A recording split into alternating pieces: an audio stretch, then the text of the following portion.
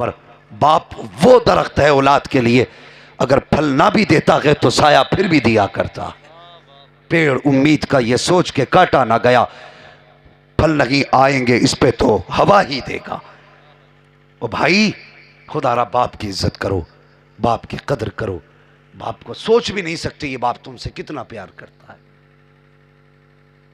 कभी जाके मार्केट में देखो जवानों, अगर तुम्हें लगता हो ना कि नहीं मुझे माँ से बाप से प्यार नहीं है, वो बाप कुछ नहीं है, तो कभी मुरादाबाद की मजदूर मंडी में जाके खड़े होके देखना। जिस दिन औलाद हो जाती है उस दिन बाप अपने शौक भूल जाता है। क्या उसका दिल नहीं था वो नए जूते पहने? उसका भी दिल था, लेकिन वो बेटे के बदन पर नए कपड़े देख के मुस्कुराता रहता है, मेरी कोई बात नहीं, मेरे बेटे ने पहन लिया गोया मैंने पहन लिया है। ये बाप होता है। और हमने इस बाप को क्या कर दिया, अजीब मिजाज बन गया। जिसे देखो माँ की तारीफ, जिसे देखो माँ की तारीफ। ओ भाई, बाप का भी अपना मकाम है, बाप का भी अपना रुतबा है।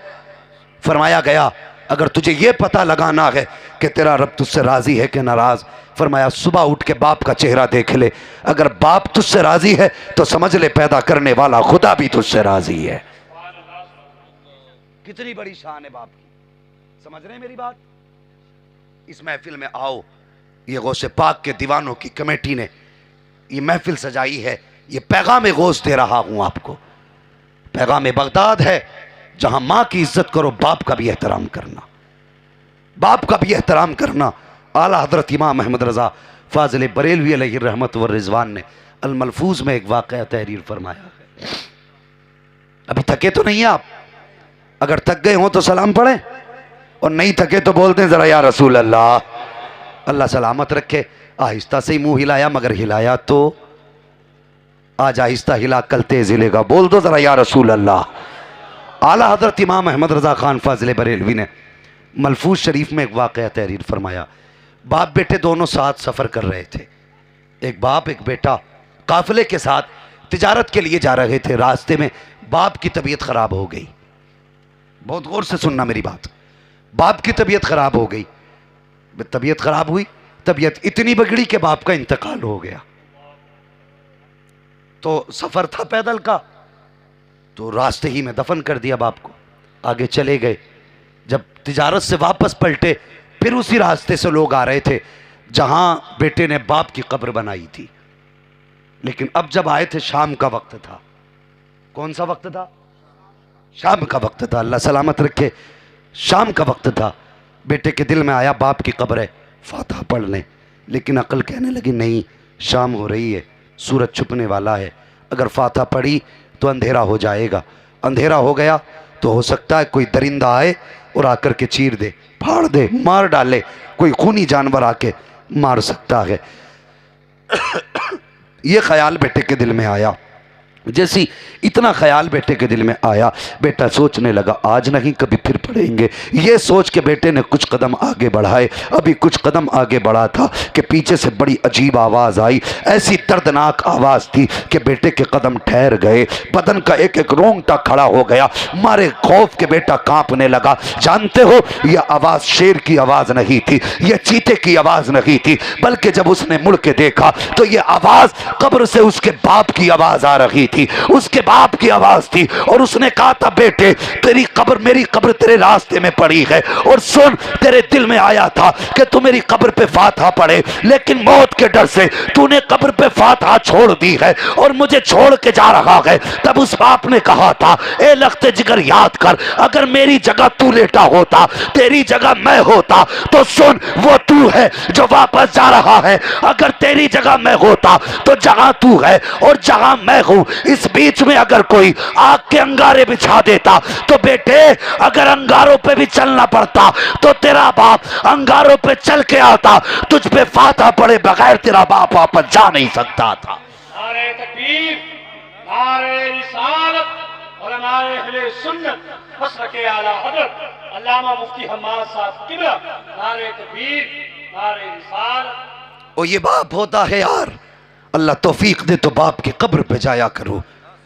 महीने गुजर जाते हैं, हम तो जाते तो शब कद्र में जाएंगे बाप की कब्र पे, शब बारात पे जाएंगे हम, उससे पहले बाप की कब्र की याद नहीं आती। और चले जाया करो। तुझे तो याद नहीं आती, खुदा की कसम वो कब्रिस्तान में लेट के तुझे याद करते हैं। उनका दर्द हम समझ नहीं सकते, इसलिए कि हमने दीन सीखा ही नहीं। हम क्या जाने कब्रों में क्या होता है, हम क्या जाने हमारे मरने वाले हमसे क्या चाहते हैं। जब कोई जाता है ना, मान लो कब्र मेरी हो, इनसे मिलने वाला आए, तो जो इनसे मिलने आता है मैं उससे कहता हूं मेरे बेटे को भेज देना, कई दिन हो गए उसे देखा नहीं है। और यार कभी उनके दर्द को भी समझो, कभी उनके प्यार को भी समझो।